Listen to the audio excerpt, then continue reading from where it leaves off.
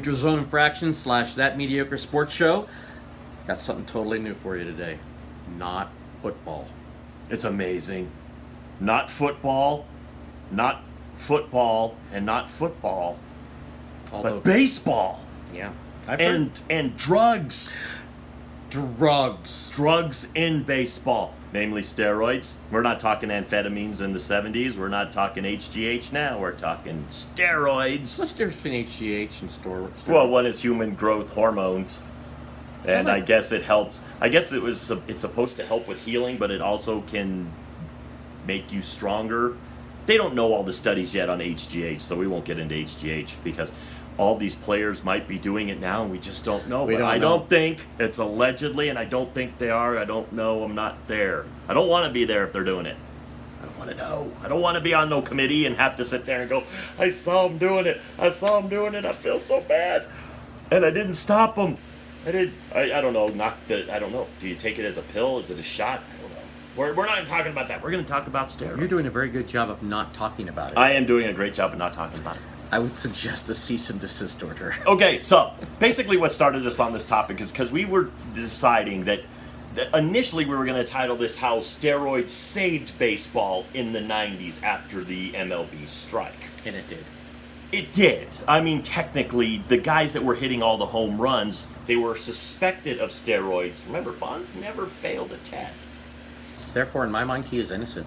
So, in 1991, steroids were on the banned substance list, but they were not tested for until 2003. So it's like one of those things that baseball went, don't do them, but we can't stop you if you're gonna. Yeah. Because we don't know.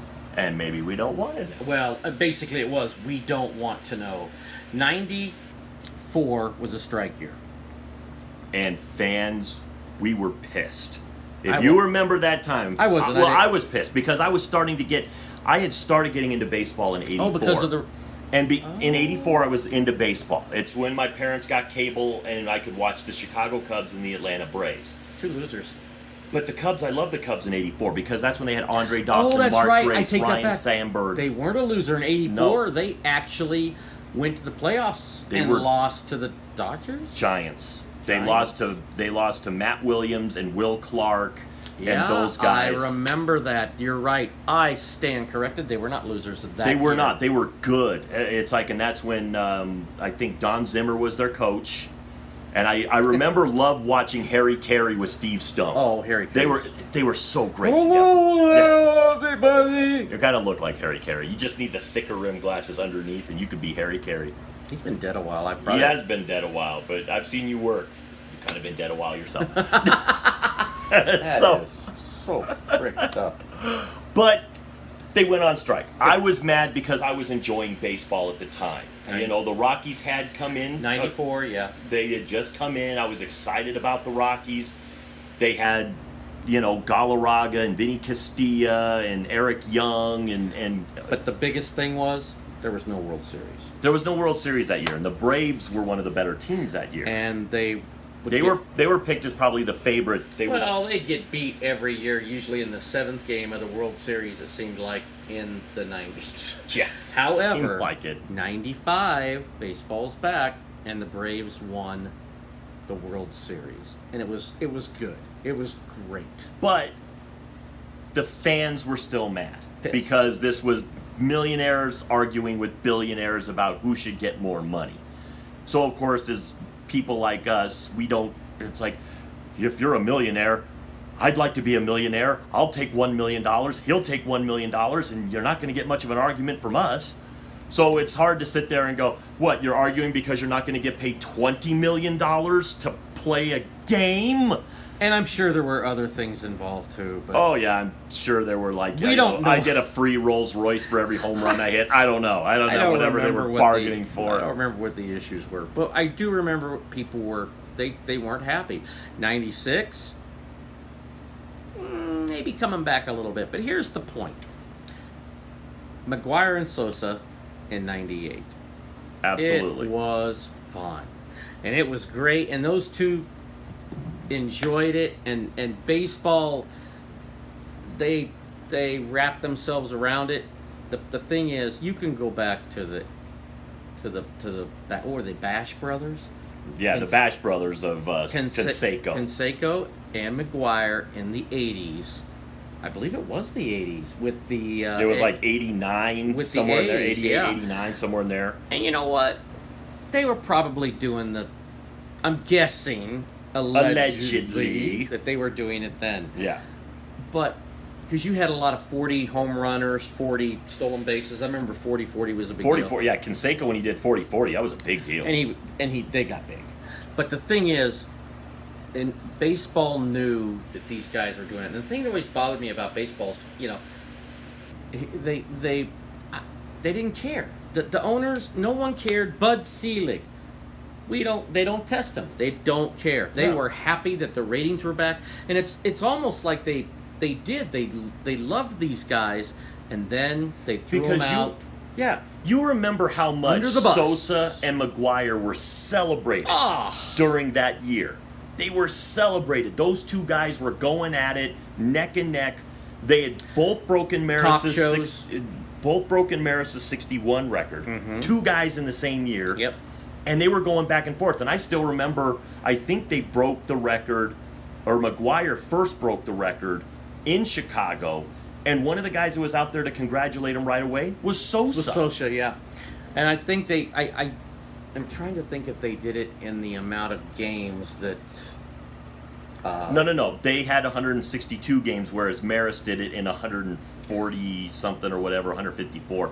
Maris had fewer games to hit his home runs. I thought maybe they broke Maris's record in that time allotted or game. Oh, okay. So what you're saying is they did it. I'm wondering in the game allotted. Wish I'd have looked that up before I got into this. We didn't look that part up, and it's okay. But interestingly enough, the reason we are having this topic is because we're doing a lot of investigating here, and we both agree that baseball threw all these guys under the bus, didn't give a crap, and then all of a sudden, got righteous, if you will. Yeah. Pure. And I'll say this quickly, and then we'll move on to why we thought that it didn't matter.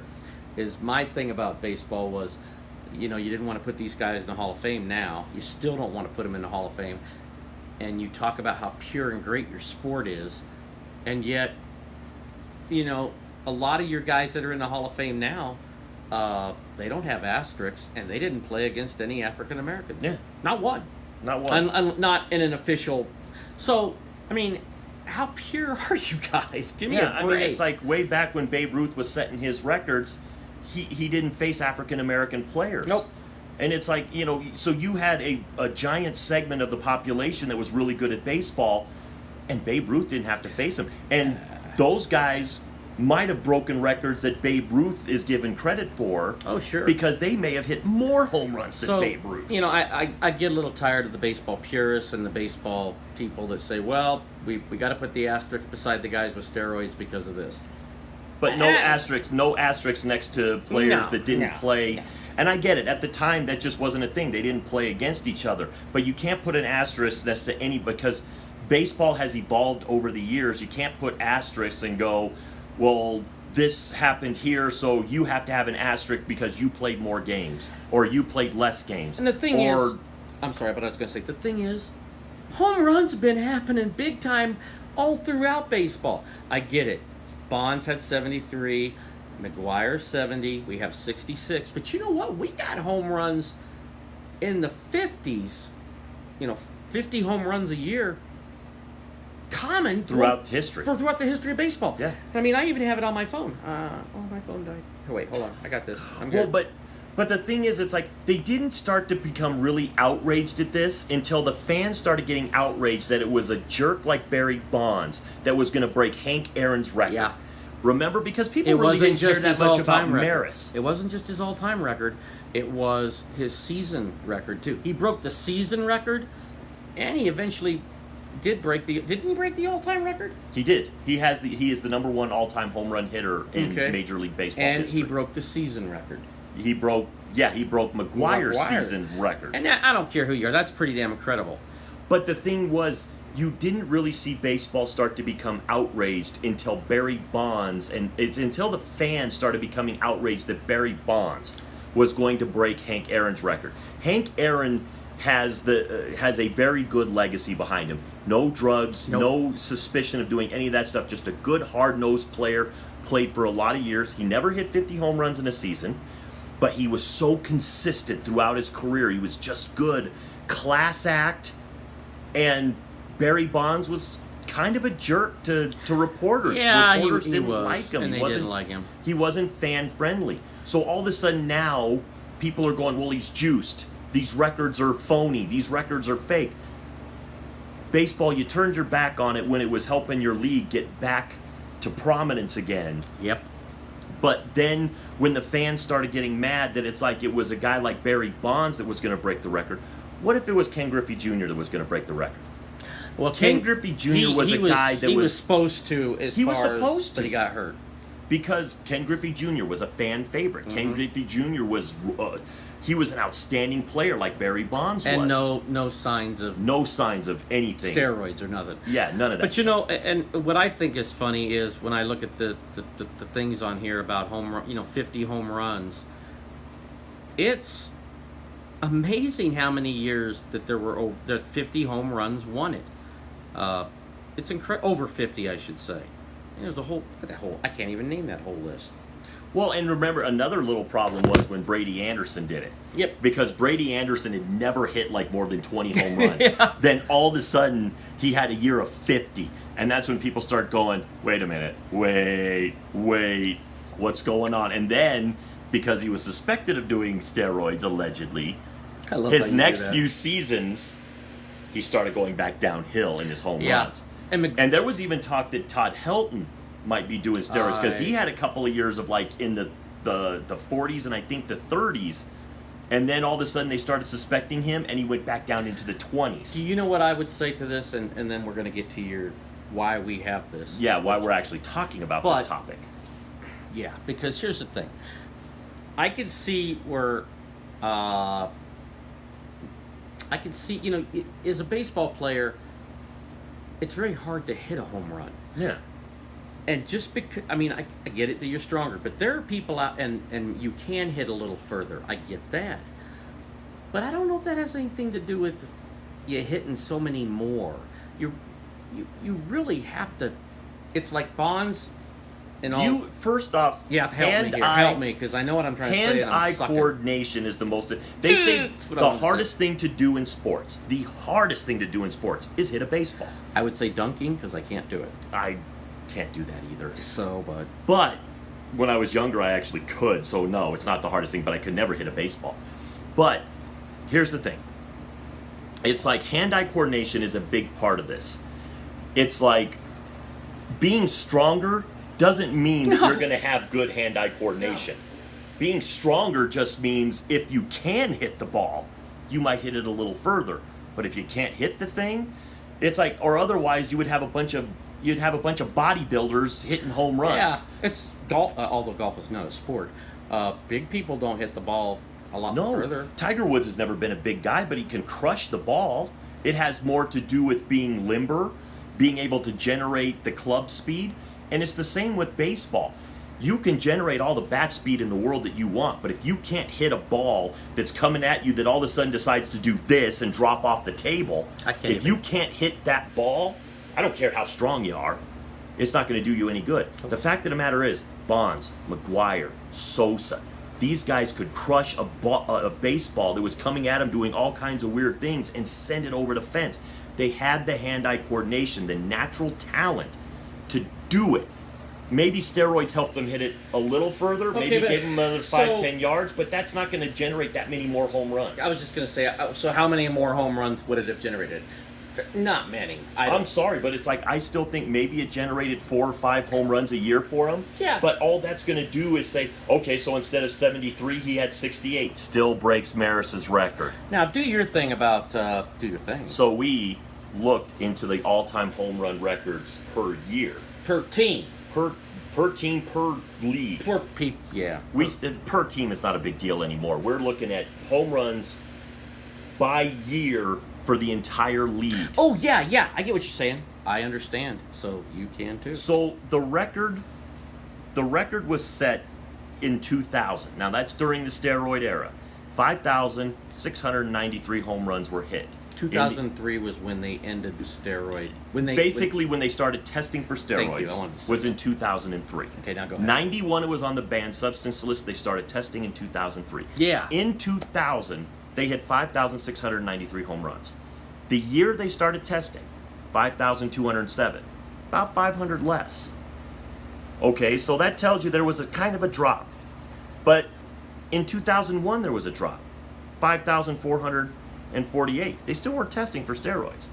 2002, not testing for steroids, 5,059 home runs. 2003, they went up 200 more home runs. The year they started testing, they went up 200 more home runs over the previous season. So let's fast forward now to 2016. 5,610 home runs were hit. Almost the record, 83 short of the record. That's in 2016. Steroid era is supposed to be long gone, but yet we still hit 5,610. Yep. Now, last year, 6,105 home runs. 500, basically the exact number, 495 home runs more than the previous year in a non-steroid era. And so what do steroids really matter for hitting a home run? Because 2017, we've hit 500 home runs more than we ever hit. For a select few, it's added. I'm guessing it's added some home runs to them. But if you're talking about, we looked at stats too, where the 264, I think, is the most home runs hit by a team in a year. It was by the 97 Mariners. So, and that's the most, and that would be in the steroid era. But I don't know who would have. Ken Griffey definitely wasn't. But if you look at that, and then you look at, we understand that 2 more teams came into Major League Baseball. It would have been your Tampa Bay and Arizona. So just saying that the average is around 200 a year per team. So you take 400 off even for that. Yeah. But still you take off 400 home runs. Okay, so 5,693. Let's just round it up to 5,700. 5,700 was the previous record in 2000. This year, it was in 2017 6,100. Okay, so you take off the 400 home runs for the 2 extra teams, 5,700 home runs. Yeah. Same amount of home runs being hit per team. 57 home runs in 2017 and in 2000. Do steroids really help you hit the ball that much further? Here's what happened. You hit it on the head, I think. Had Barry Bonds been the kind of guy that was, like Wire and Sosa and other guys, very nice to talk to and everything. Yeah. We may never have had anything. There may never, nothing have ever come of this. Because people were outraged that he was doing it. Yeah. That was all it was. Well, and he was beating Hank Aaron, and they didn't Class act. They didn't like that, and I get that because Hank Aaron was steady through his whole career. Really in the 40s, or even some of his years were in the 20s, I believe. He just played forever. Yeah, he did. He played for years and years and years. But I guess it comes down to this. I don't think it makes that big a difference when you look at the whole thing. A little bit, but not a lot. And these guys need to be in the Hall of Fame. They do need to be in the Hall of Fame. Along with Pete Rose. Because Tampa Bay and here's the fun part. Tampa Bay and Arizona. And I just looked this up. They were established in 1998. Which means by 2000, they would have been playing. So when that record was broken, that home run record, there were 30 teams in MLB. That changes the number drastically because there was actually 30 teams when that home run record was initially established. Wow. That 57 home runs, there were 30 teams. There's 30 teams right now, 6,100 home runs. You have 5,700. Yeah, that's 6,100 home runs is legit. That is the legit record. That is 30 teams. 2000, when it was initially set, was 30 teams. So you don't even have to do the 400 to 400. You don't have to take off the 400 home runs for the 2 extra teams. Wow. Because the 2 extra teams existed in that year. I think we're it's hitting much ado about nothing. Yeah. The steroids had nothing to do with it. Steroids maybe gave Bonds another 15 home runs total, maybe gave McGuire another 15, 20 home runs, but the fact of the matter is, those guys did something which is the hardest thing to do in sports, which is hit a baseball. And they could hit it far, but they hit it far even before they were really suspected of doing steroids. I mean, McGuire has several where he's at, 58, 58. He hit... when he was part of the Bash Brothers, Yep. and he was a little scrawny guy, he hit 49. Yeah. I mean, and again, I get it that it adds, but... But and everybody will say this, as you get older, your body matures, you get bigger, you get stronger. You're not your strongest when you're 18. You're usually your strongest when you're in your mid-20s, mid to late 20s. That's when you've been doing what you've been doing for years, and that's when you're strongest. And I still remember, it's like Charles, remember C4? Yep. He used to give me crap about, because I would lift things he didn't think I could lift, and he would call it old man strength. Yeah, you do have some weird shit there. Because if your body has been doing the same thing over and over and over, it's like you build those particular muscles. So baseball players, the same way. Bonds, McGuire, Sosa, they've been building those muscles for years, worked their butts off, they got stronger. You look at Shannon Sharp. You never suspect Shannon Sharp of doing any kind of steroids. Wow. Because that boy, when he came in, was not ripped. But by the time he got out of the NFL, he was ripped because he matured. He had his program was perfectly tailored to his body, and he worked hard at it. Same with Bonds, McGuire, and Sosa. I was walking through... Put him in the Hall of Fame. I was walking through Buckingham Square Mall. This is in the 80s, and this guy's walking towards me. African American, really thin. But the thing I noticed was he had a big chain with the number 84 on it. And think nothing about it. I just thought that was cool. And then it's like, in my life, most things hit me later on. I'm like, oh my God! I walked by Shannon Sharp, and he was super thin. I mean, he didn't stand out. The thing that struck me was the big 84. Yeah. And he may come on today and go, I never had that necklace. You're wrong. Well, it would be very coincidental that someone was walking around with a big 84. But anyway, he, work ethic, what they eat, yeah, I get it. And football bugs me too about steroids, because that's the thing. Football, all these guys did stuff. It's just, if you choose to do that to make yourself better, you choose to do it. You're doing it at your own risk, because there is a lot of downside to steroids. It's like a lot of these guys now, they do it through nutrition. I have a feeling that it's like if Shannon Sharp was to go back and play when steroids might have been a little bit more prevalent in the NFL, and Shannon Sharp still didn't do steroids, he'd still be the strongest guy out there. Probably. He would still be strong, because it's just because he worked at it so hard.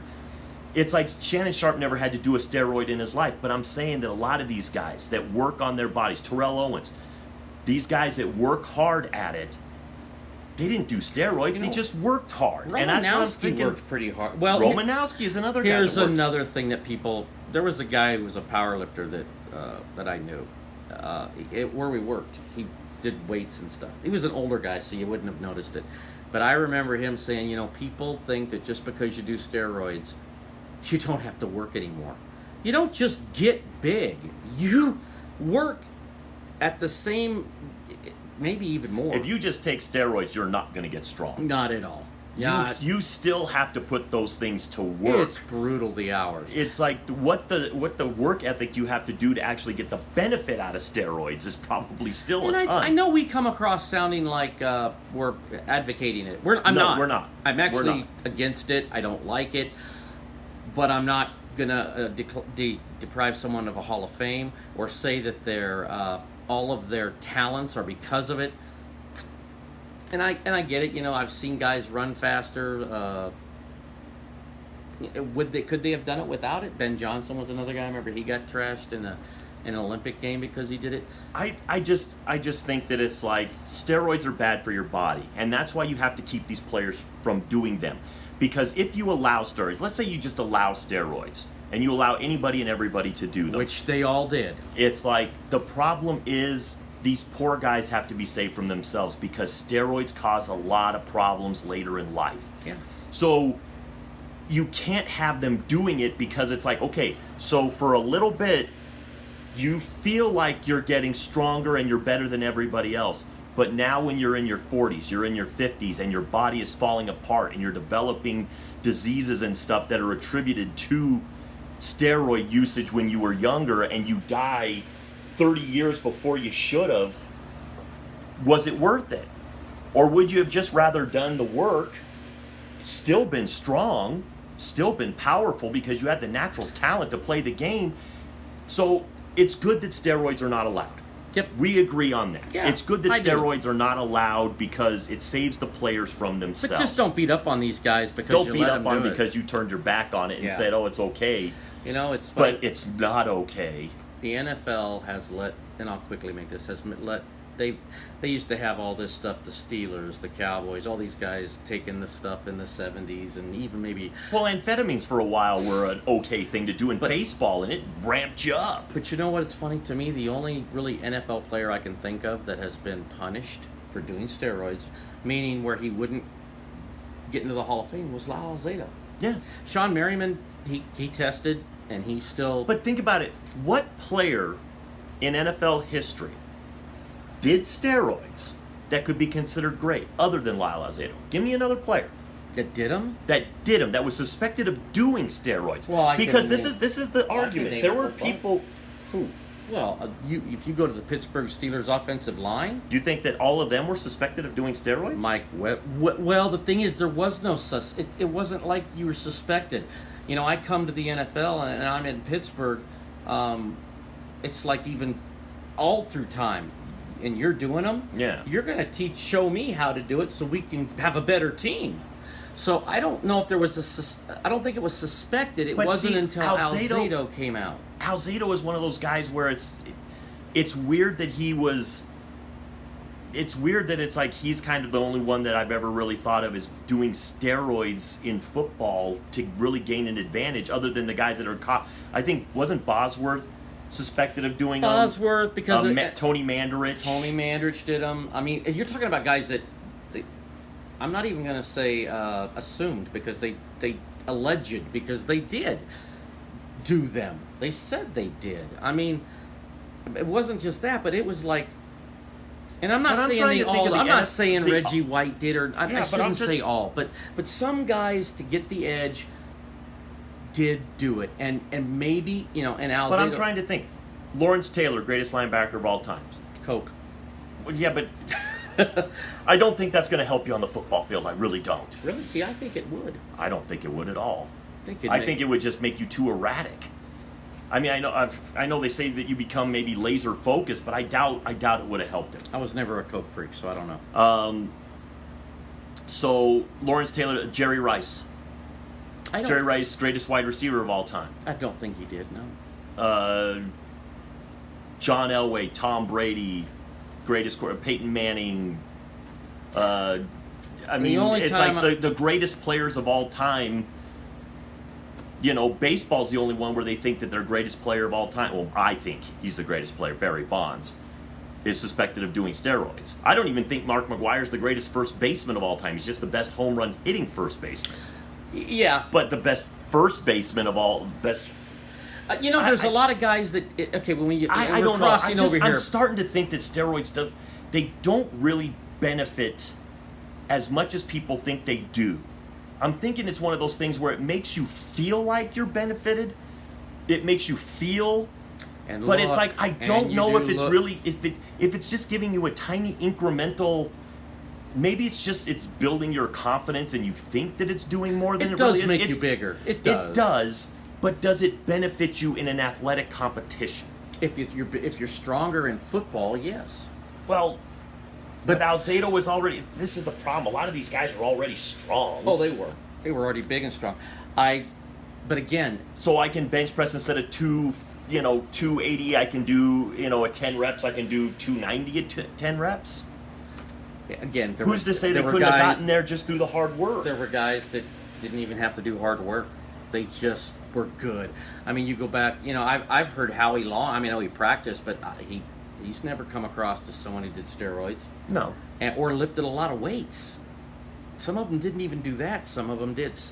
In football, there's a lot more technique to strength. Yeah, there is a lot of technique. Because you have to be very technically sound. Otherwise, because the strongest guys don't. Once again, we can bring up the bodybuilder thing. Yep.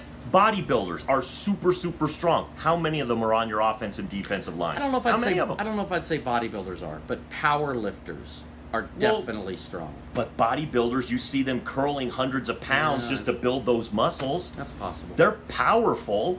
Yeah. But powerful doesn't make you good at football. My muscles are for work. They're not for looks. It's like powerful doesn't usually help. Powerful doesn't help you in basketball. It doesn't help you a lot. You have to have technique, skill are what help you truly in sports. Being really powerful can give you maybe an edge in a couple of things, but if you got no technique I agree with and what no you just skill. said. I agree totally, and I can leave it at that because we've seen in the NFL some of the biggest guys who can't block worth a crap. Nope. They can't stay in front of you. Their footwork is garbage. It's like, I don't care how strong you are. If you can't get in front of Von Miller and stop him, all your strength in the world does nothing if you're just going, oh, Von, come back. It's like, I can block you if you run into me. Well, and technique, the swim move and all this. If you watch defensive linemen, they're not as big as your offensive linemen. Jason Taylor. And even when you do the run the ball, you'd think these big offensive linemen, which still bugs the crap out of me, how do you not push the defensive line back? Well, yeah, you know when the ball is going to be snapped. You technically have that split-second edge. Why is it you're not able to blow these guys right off the ball? Because running should be the biggest thing in the NFL. Yeah. If you're looking at how big we've jumped around here, but it's not. It is technique. Yeah, it's more technique. It's more technique. It's like, look at a guy like Greg Cregan. Greg Cregan was small. Good technique guy. Nose tackle in the NFL in the 80s. 270. And he had good technique.